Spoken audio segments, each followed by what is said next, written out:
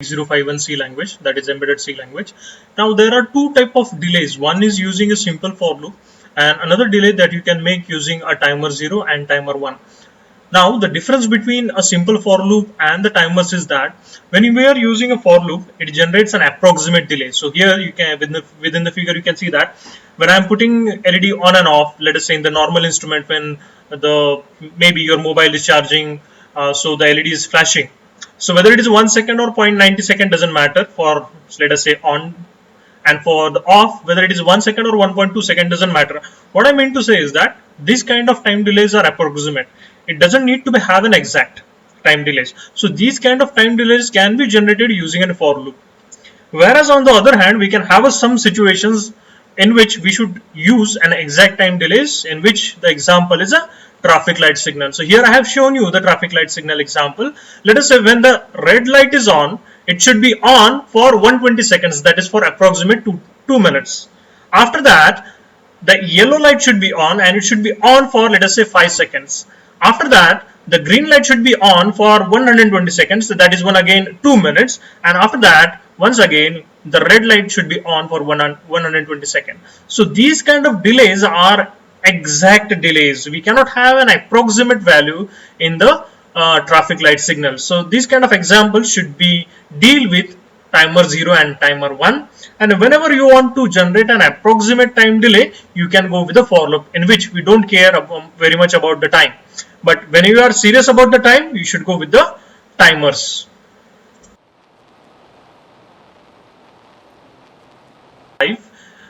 In which we want to toggle this port 1 and we want to generate a square wave, and that is nothing but a toggling.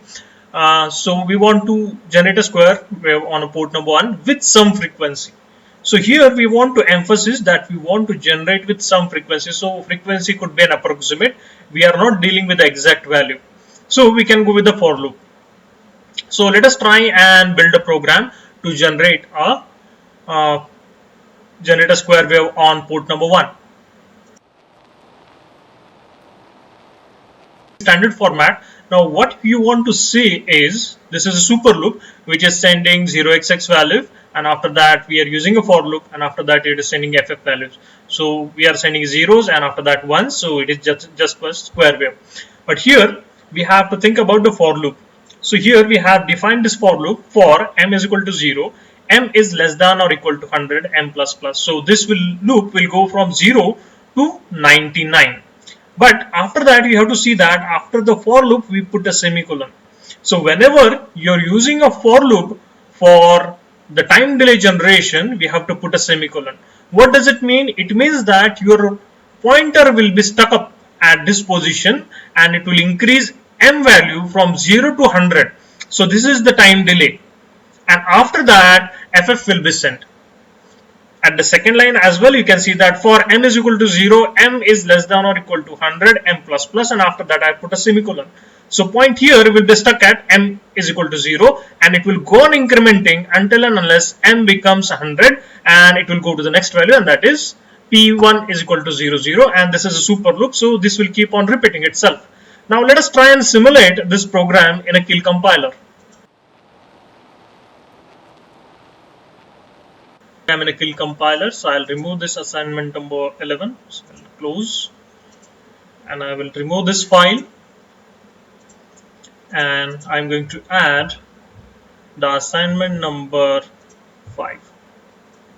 So here is assignment number 5, add and close. I'll double click on this. So here you can see that we have sent 0, 0, and then we should send it 0xff. So I made a mistake. Okay, so after the for loop, here we can see that there is a semicolon. So these for loops are used to generate some delays, and these delays are approximate delays.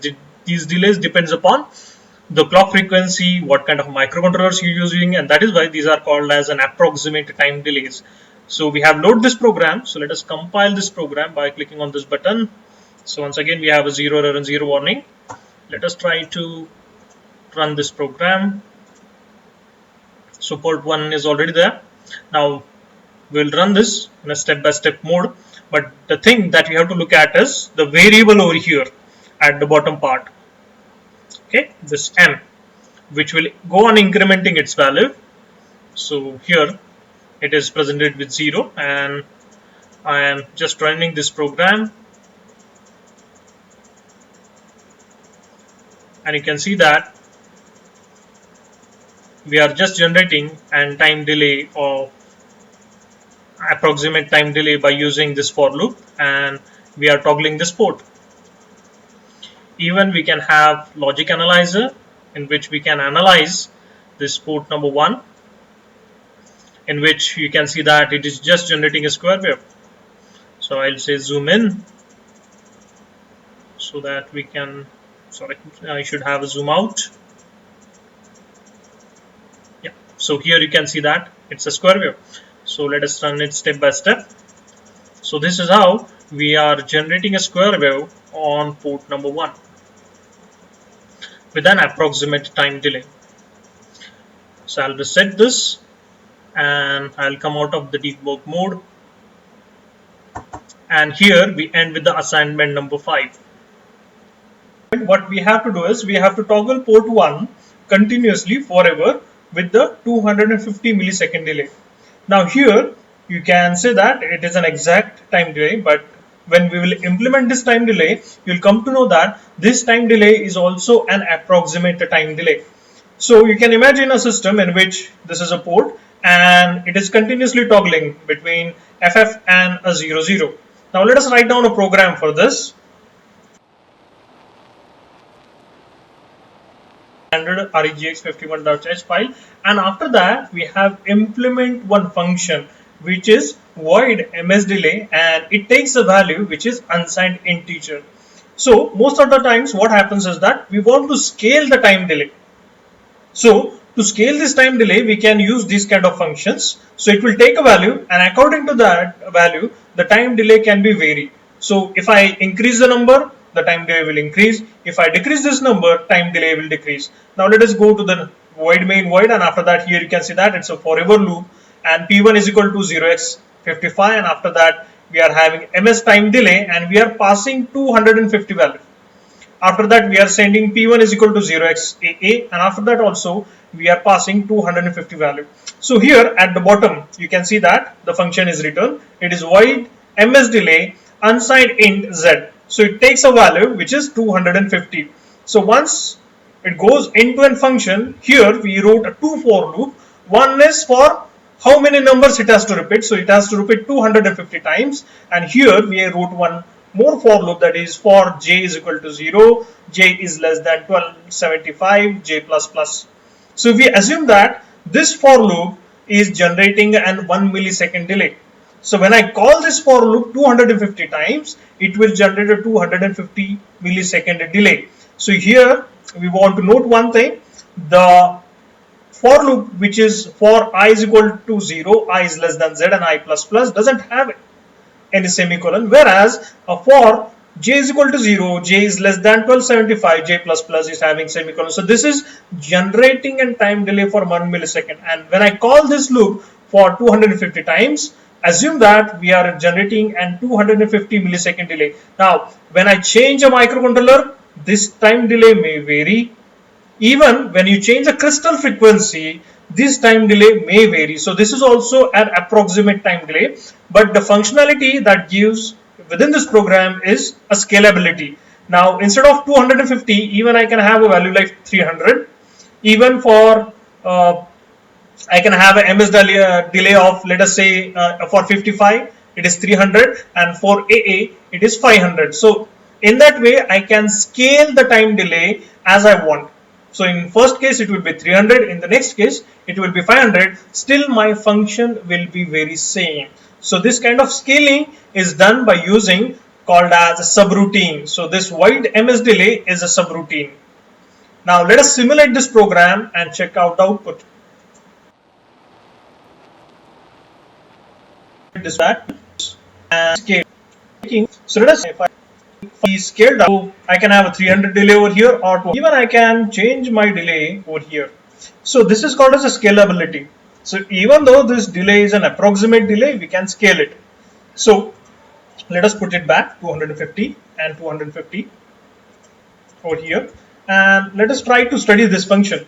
So this function takes one value, which value is z value, and here we are using a two for loop. One for loop is generating a time delay, that is for j is equal to 0, j is less than 1275, j plus plus, and this will generate a 1 millisecond time delay.